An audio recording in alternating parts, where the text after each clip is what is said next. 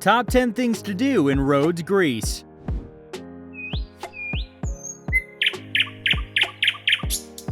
Rhodes, the largest of the Dodecanese islands of Greece, has been home to ancient civilizations since the 16th century BCE. Both culture and adventure seekers will find hundreds of reasons to visit Rhodes. Let's find out the top 10 among those. Number 10. The Acropolis of Lindos. Lindos is one of Rhodes' most impressive archaeological sites. When you follow the road up to the hill to reach the Lindos Acropolis, the first ruins you'll come across are the medieval walls and fortifications built by the Crusaders. The scenic quality of the more modern town completes the picturesque natural landscape. Although the Acropolis contains the most important archaeological monuments, fascinating ruins can also be found throughout the city and just outside of it. Explore the ancient Acropolis and its labyrinthine streets, lined with charming whitewashed houses for unrivaled sea views. Lindos is not just an archaeological site.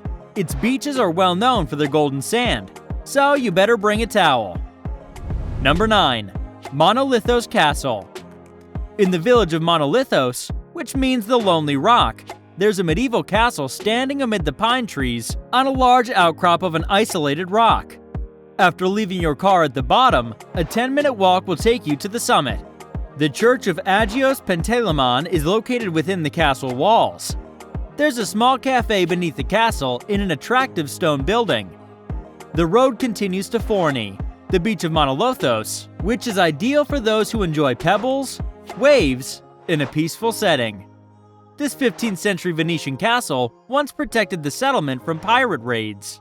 The ruins will tell you their story, but even the panoramic views alone are worth the steep hike. Number 8. Butterfly Valley. You can't miss this beautiful butterfly valley in Theolagos on your trip to Rhodes. Thousands of butterflies of the genus Panaxia, species Quadripunctaria poda, swarm the valley in August to reproduce. So if you visit during the season, you'll be surrounded by thousands of dancing butterflies. Don't forget to visit the gentle Pekalanos River on wooden bridges and photograph the numerous small waterfalls that cascade into the tranquil valley. Before you leave, hike up to the Panagia Kalopetra Monastery and take in the views. Number 7. Monastery Sambica. On the way to Sambica Beach, you will meet the path to the Sambica Monastery. You have to park your car and walk 350 steps up the hill to visit the tiny Byzantine church dedicated to Our Lady. According to legend, any woman who struggles to conceive should go up there barefoot to pray to the Virgin, and she will be blessed with children. This climb will be worth it as it lets you capture amazing coastal views. Around 1,000 feet below the Sambica Monastery, there's Sambica Bay. Every year in April, its beach is the first beach on the island to become swimmable.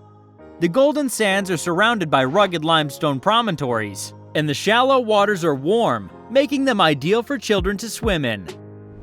Number 6. Old Town of Rhodes. The Old Town of Rhodes is Europe's oldest inhabited medieval town. This well-preserved medieval quarter is a labyrinth of narrow cobblestone alleys intersected by bustling commercial streets lined with shops and restaurants. There are approximately 200 streets, or lanes with no name, so you'll easily get lost and even lose track of time. If you need help getting back to the main street, ask for Socrates Street, as it's the closest one to the main road. There are 11 gates to the city, and the best one to enter is the Liberty Gate. And I almost forgot to tell you that the Old Town of Rhodes is a UNESCO World Heritage Site.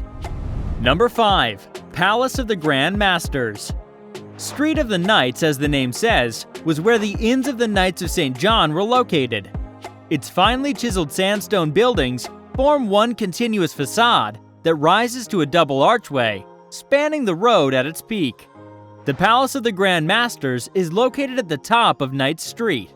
It was housed in an imposing castle and was nearly completely destroyed in 1856 when a munitions store in the nearby Church of St. John exploded.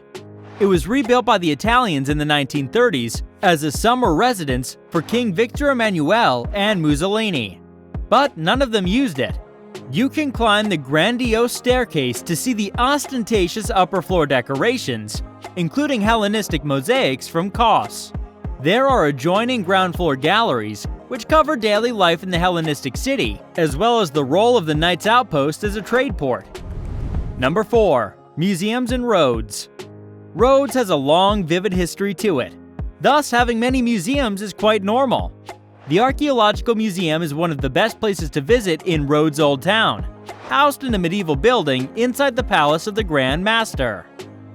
There are finds from nearby islands and excavations, such as tombs, figurines, and vases. Don't forget the knights' funerary slabs, as well as rich Hellenistic mosaics. The Modern Greek Art Museum features paintings, sculptures, and engravings by some of the greatest 20th century Greek artists, such as Vasileios Spiros, Gatziagiannis, and Katraki Vaso. But if you're not into art, this might not be one of the best things to do in Rhodes for you. Then there's the Rhodes Jewish Museum.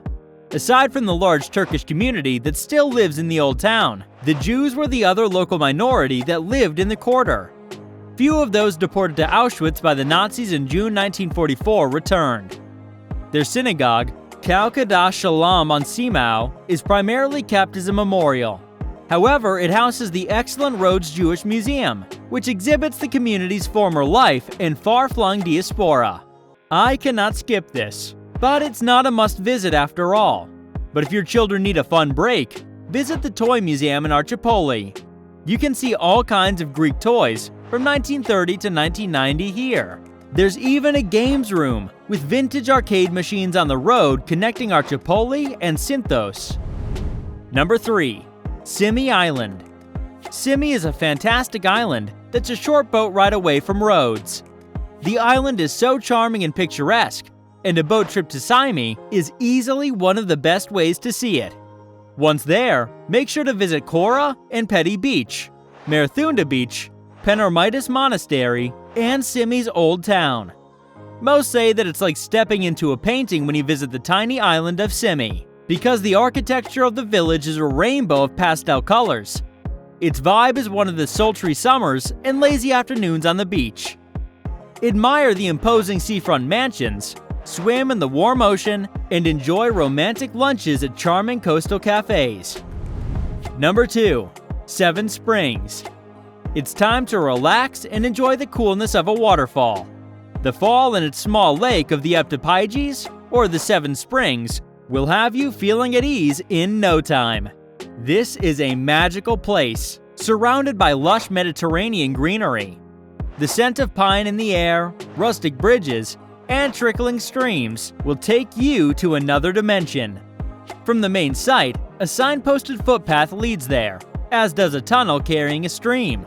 Many visitors creep through the 186-meter-long dark tunnel. This is the most common adventure in the Seven Springs. Peacocks also roam the site. Even if you don't see them sometimes, you will definitely hear their piercing cry.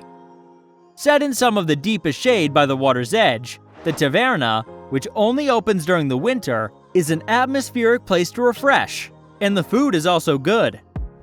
Number 1. Rhodes Beach. It should be no surprise that the beaches are central to many of the best things to do in Rhodes. People come from all over to see the beautiful sands of Lindos and float in Anthony Quinn Bay. The most fantastic aspect of Rhodes beaches is their variety. You'll find everything from colorful pebbly coves to long sandy beaches on this magical island. You have multiple choices: Rhodes Town Beach with a concrete diving board, Prasonisi Beach with kite surfing, and Trajanau Beach with its massive caves. So what was your favorite? Until we meet again, let us know in the comments.